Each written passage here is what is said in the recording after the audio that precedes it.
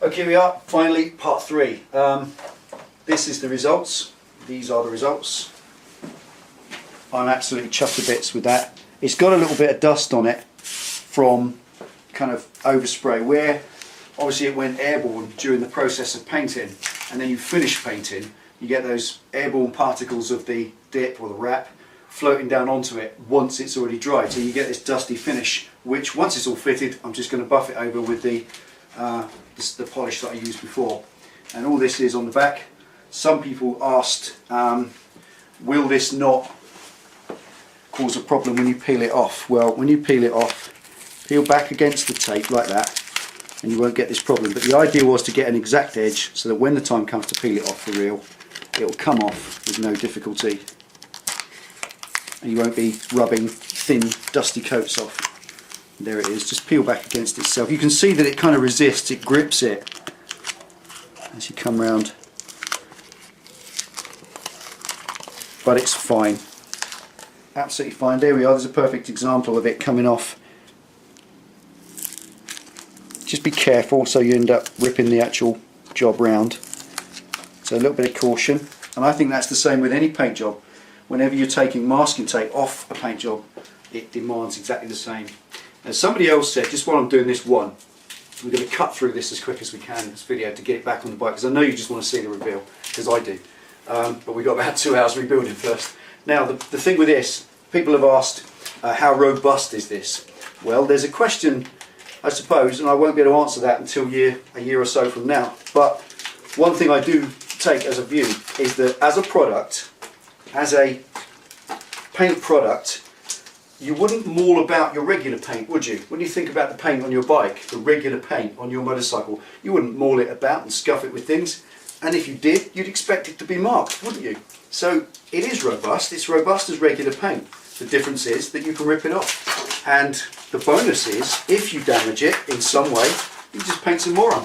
And there's no consequences. You don't have to re-prepare. It's not expensive to have redone like it would be if it was regular paintwork. So there are all kinds of benefits in this stuff, which are, in my view, over and above regular paint, and it just needs a little bit of care, just here like that, just to wrap over the edge. As you rip that edge off. Now if this is all covered in dusty overspray, you can't get that off easily. You have to wash it off, and it's either thinners or gasoline or WD-40 or something like that, and I don't like using any of those strong chemicals on regular paint unless it's got to come off. So there's one done. I'm going to do the rest, get all the masking off the back of them and get them prepared to put back on the bike. So join me in a minute when this is done.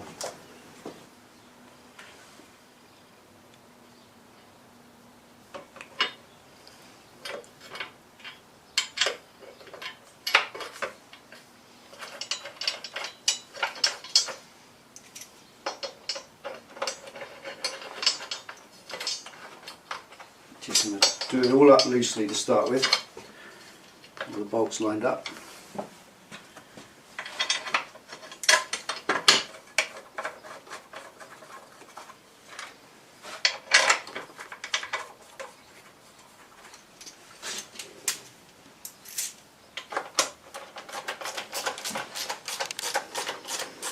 There we are.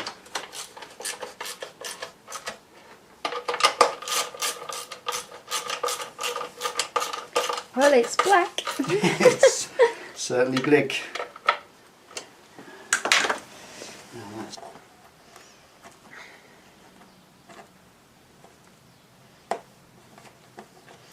Always a dodgy time when you're putting things like grommets and fittings back in. Just be as careful as you can if you're doing it yourself. Little O-rings and rubber grommets. You can use rubber lube, or believe it or not, one of the safest things to use if it's new paint is just spit on it. It makes it slide into position, but it doesn't put any chemicals in place. Right, ready.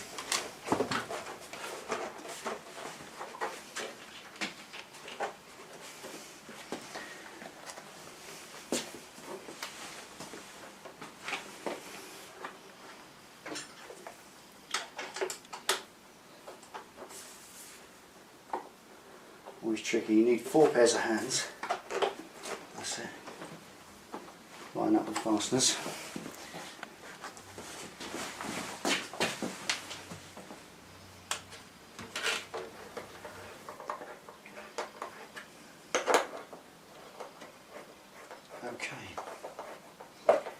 slowly. It's black. Here they are.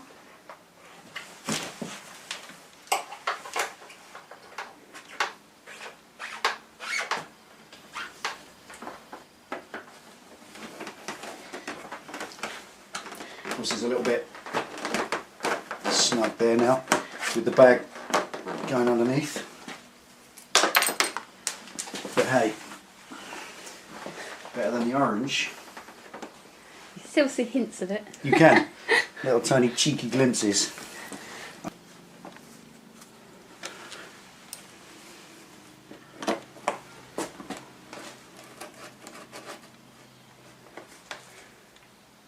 There we are. Indicators in. Right, let's give that a wipe over now because it's going to be screen on next. I won't be able to get to it. So, as with the side panels, a little wipe over of the polish.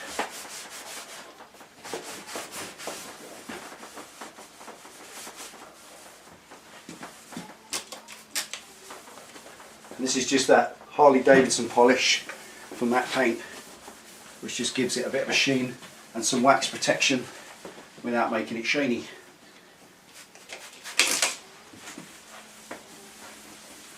Takes all your fingerprints off it as well.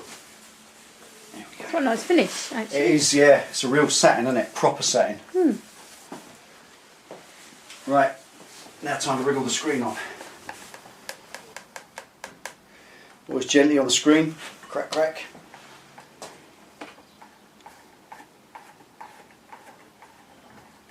Got these little brass expanding sort of rubber knob things on the inside, little knoblets. It's like the split. So just do them up gently. Get it nice and straight. There we go. Right, bit of polish.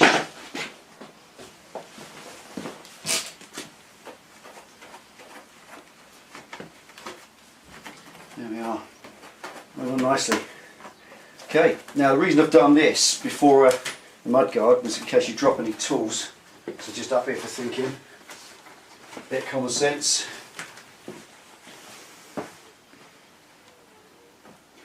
He's got to be the handiest mudguard design I've ever seen. It's fabulous actually. Literally it just screws onto the front half. Or the front half screws onto the back half. Look at that. Rather brill. I'm putting copper slip on all the fittings, obviously opportunity to do so. Everything like that. It's a little dab of copper slip on the end. Just so that time ever comes to take them out, they come out.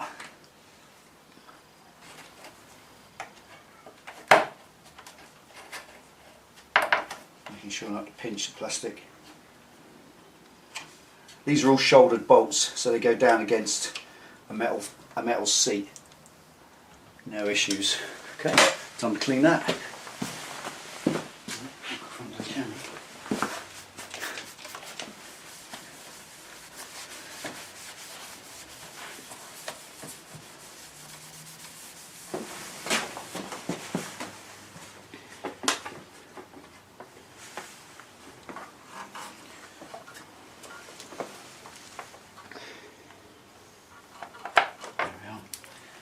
First one.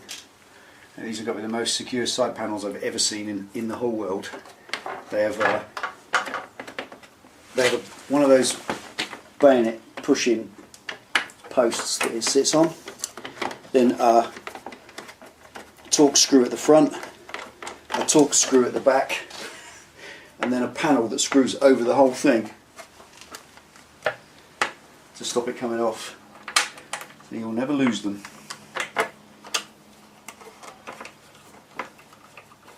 There we are. Just nip those up gently. You've got a plastic washer on, but they do squeeze against the plastic, so gently does it. Same as that one. Gently does it. And there's another little final panel up there. Here's another Torx bit. Screws into the plastic tank.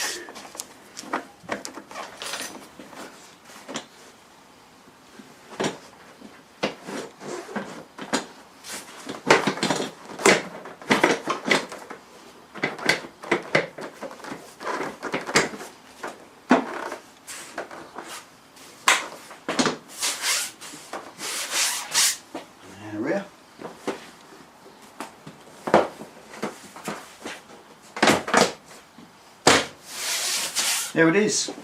Done. Done. She's blick. Let's wheel it outside and have a little look.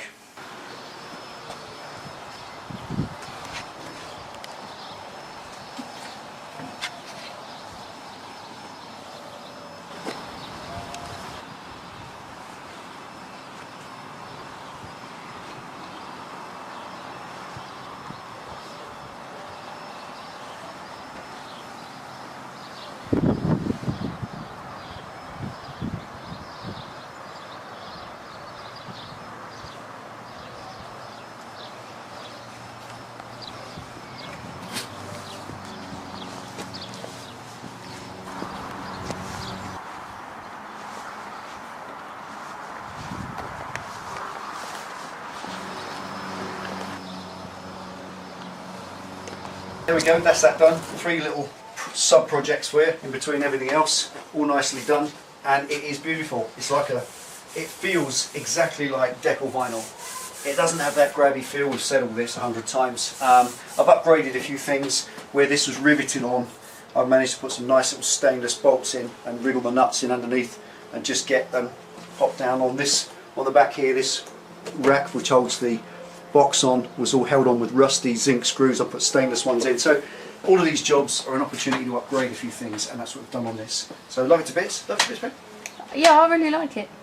Looks a little bit monochrome now. That's exactly what we wanted to achieve, and it's still orange under the big bad cover, which then makes none of it matters. Okay, take it easy. Ride safe. Thanks for watching. See you next time.